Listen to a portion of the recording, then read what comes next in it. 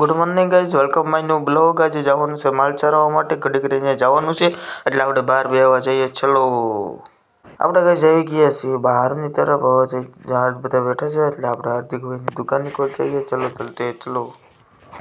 આપણે આવી ગયા છીએ હાર્દિકભાઈની દુકાને અને ઘડી ઘડી નીકળવાનું છે એટલે હું નીકળી ગયો છું માલ ચરાવવા જવા માટે. જવાનું હતું એટલે હવે ગાડી લઈ લીધી છે ગાઈઝ ને હવે જાય છે વાડામાં માલ છોડવા માટે. પછી માલ છોડીને પછી જવાનું છે ગાઈઝ આપણે માલ ચરાવવા માટે. આપણે ત્રણ ગા લઈ જવાની છે ગાઈઝ એટલે છોડી મૂકવી. ચલો છોડી નાખવી. હવે છોડી નાખી છે ને ત્રણ ગા હાલતી થઈ હતી ગાઈઝ અને આપણે જ્યાં ચરાવવાનું હતું ત્યાં પહોંચી ગયા છીએ ગાઈઝ. અલગ અલગ બધી જગ્યાએ જવાનું હોય ચરાવવા માટે. નથી ગાઈઝ આપણે ઓલી પાસે ચરાવતા હતા ને આ બાજુ વિજયવા છીએ ગાઈઝ.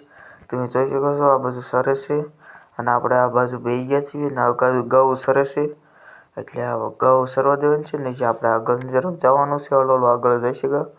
લાઈ રોજડું તમે જોઈ શકો છો ગાઈઝ. તમે જોઈ શકો છો ગાઈઝ કાળું રોજડું લાઈ આપણી આથી આપણે અહીંયા રોજડું હતું ગાઈઝ. તમે જોઈ શકો છો અને અહીં પર ગૌ આપણી સરે છે એટલે આપણે હવે જઈશું હળવળ કરતા આગળની તરફ. એટલે આપણે ગૌને આગળ કરી નાખી છે ને હવે જઈશું આગળની તરફ. ચલો ચલતે ચલો. આગળની તરફ આવ્યા એટલે આગળની તરફ રોજડા હતા. તમે જોઈ શકો છો ગાઈઝ કાળા અને બે ત્રણ અલગ અલગ હતા. એટલે આપણે હવે આગળની તરફ જઈશું કેમ કે આપણે જવાનું છે ઓલા કાંઠે માલ ચરાવવા માટે. એટલે આપણે ગૌને આગળ કરી નાખવી એટલે આપણે હળવળ નીકળવી ગાઈઝ. ચલો ચલતે આગળની તરફ ચલો. હવે આપણે હળવળ કરતા આપણે જોઈ શકો છો ગાઈઝ આ ડાહોળો રસ્તો હોય એમાંથી જવું પડે એમ છે એટલે આપણે હળવળ નીકળવી. ગૌ વાર જઈએ.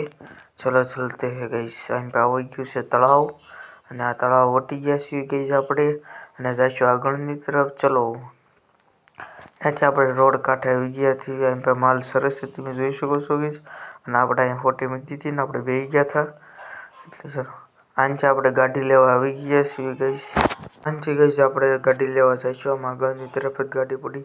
આનાથી ગાડી લઈને આપણે નીકળી ગયા છે આપણા માલ હતા ત્યાં એટલે આપણે ચલો ચલતે ગાઈઝ.